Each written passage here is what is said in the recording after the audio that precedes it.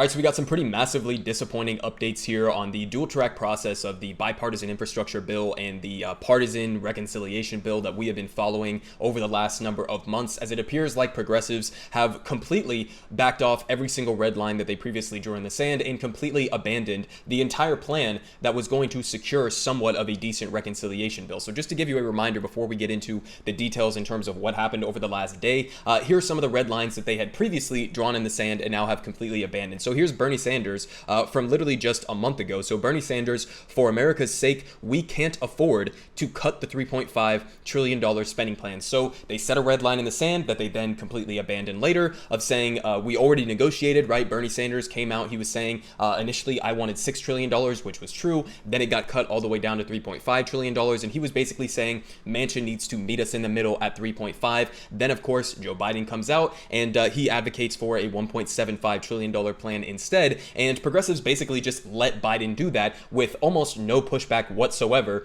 completely abandoning this red line in the sand. And then we had another red line here: no climate, no deal. How progressives are holding the line for a full Build Back Better Act. So they also backed off this line, and I'm going to explain why in a second here, because they have given up the only leverage that they had remaining, which was this piece of leverage that Bernie Sanders was adequately pointing out here previously on September 28th, again about a month ago. So here's the leverage that they had in their pockets, other than saying on the $3.5 trillion number. The entire plan that they had over the last number of months was this. So he says, let's be crystal clear. If the bipartisan infrastructure bill is passed on its own on Thursday, this will be in violation of an agreement that was reached within the Democratic caucus in Congress. More importantly, it will end all leverage that we have to pass a major reconciliation bill. That means there will be no serious effort to address the long neglected crises of facing the working families of our country, the children, the elderly, the sick, and the poor. It also means that Congress will continue to ignore the existential threat to our country and our planet with regard to climate change. And I strongly urge my House colleagues to vote against the bipartisan infrastructure bill until Congress passes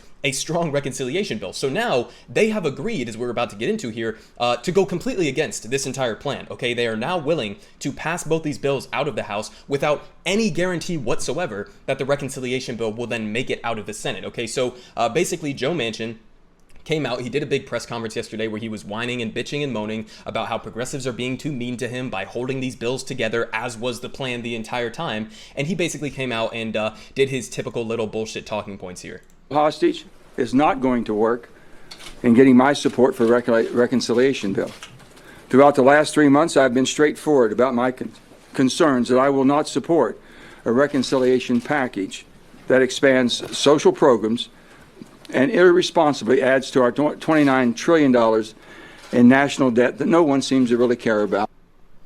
All right, so again, just talking about the national debt as if anybody should give a single fuck about this. Obviously, Joe Manchin would never bring up the national debt when it comes to our gigantic military budgets or tax cuts for the rich or anything like that. Only seems to care about it when it comes to investing in average Americans. But we understand and we know these bullshit talking points, they roll them out all the time. Now, Bernie Sanders initially responded to this by pointing out accurately that it's actually the bipartisan infrastructure bill that Manchin is trying to shove through right now that does add to the deficit. It adds $250 billion to deficits per the CBO, while Sanders' preferred Build Back Better approach is fully paid for. Okay, so not only the 1.75, but the $3.5 trillion number was completely fully paid for by, or offset at least, by taxes. Now, I'm a proponent of modern monetary theory, so I don't actually believe you need X amount of tax dollars to pay for X amount of investments. What actually matters is the underlying factors of where you are putting that money. Are you making good investments? Are you actually investing in roads and bridges and things that will improve efficiency? Are you investing in healthcare and education that will pay for themselves down the line? Or are you paying for things that will not be effective, like the military, who are bombing innocent civilians overseas for the profits of Raytheon? There are ways that you can invest that pay for themselves over time. Now, he's pointing out here, though, accurately, that it's actually the bipartisan infrastructure plan that does add to the deficit. Now, of course, Joe Manchin just completely said the opposite of that, so he is lying, but we know that he's lying. And even though he is lying, progressives still seem to be willing to completely fall in line with his plan. Now, he pretty much just explicitly said, Joe Manchin, that he is not willing to support even the gutted $1.75 trillion bill, and same with Kirsten Sinema. So Manu Raju here from CNN asked Sinema if she is supportive of the $1.75 trillion plan. No response as she walked onto the elevator. So now we have both both Sinema and Manchin not supporting the $1.75 trillion bill or not committing to support that bill. So the entire position of progressives this time has been, we are not going to pass these bills through Congress unless we have this commitment, okay? And they do not have this commitment, which leads me to this delusional statement here from Pramila Jayapal and Ilhan Omar, as we were about to get to here. But here from the Hill, she says, we're tired of continuing to wait for one or two people. We trust the president that he will get 51 votes for this, and we will pass both bills through the House as soon as we have these final negotiations wrapped up. And it was less ambiguous here from Ilhan Omar. So from Ryan Grimm here, he says the CPC changing course and now pushing for a vote on both the bipartisan bill and the reconciliation bill before Manchin is on board, or Kyrsten Sinema, feels like a caucus cracking under the threat of being absurdly blamed if Terry McAuliffe loses in Virginia, which is the election that is happening today. And he continues saying that some progressives seem worried that if McAuliffe loses, then a spooked Manchin might run for the hills. But from the CPC perspective, that's all the more reason to hold the line, because as AOC has argued, the fossil fuel heavy BIF, the bipartisan infrastructure framework, without being paired with the other, is a net loser on climate. Okay, so understand, they are now in the position where they have completely agreed to give up their only remaining leverage, which was holding up the bipartisan infrastructure bill in Congress.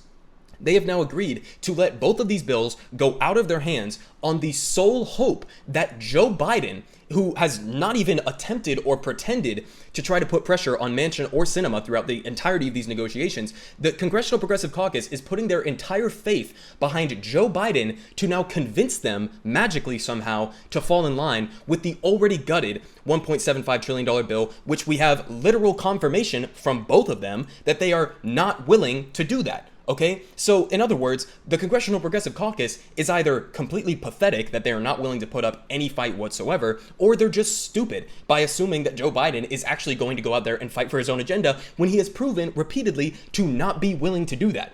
Okay, so I don't know what else to say about this other than it's massively pathetic, and progressives have absolutely no idea how to wield their power, or they're too much of a group of cowards to actually do it. Okay, so we had, again, just to recap, we had two major red lines that have been drawn in the sand throughout this entire months-long negotiation process that have been completely abandoned. You had one, progressives, including Bernie Sanders, AOC, the rest of them, drawing the line in the sand of $3.5 trillion is the compromise. They were right to say that. That was the compromise. Bernie was saying we need more than $3.5 trillion. We needed $6 trillion, and even that may not have been enough to address things like climate change. So then they let it get watered down to 3.5. Then they completely bailed on that red line in the sand and let Joe Biden lower that number to 1.75 trillion with basically no pushback whatsoever. So they get behind, and I covered it on this channel, I covered a story where apparently behind closed doors, Nancy Pelosi was going up to the members of the squad and progressives and saying, even if this bill, this $1.75 trillion watered down, completely gutted bill is a shit bill, you have to go out there and tell people that it's a good bill. You have to go out there and pretend that it's a good bill. And they fucking did it. They literally just took Nancy Pelosi's marching orders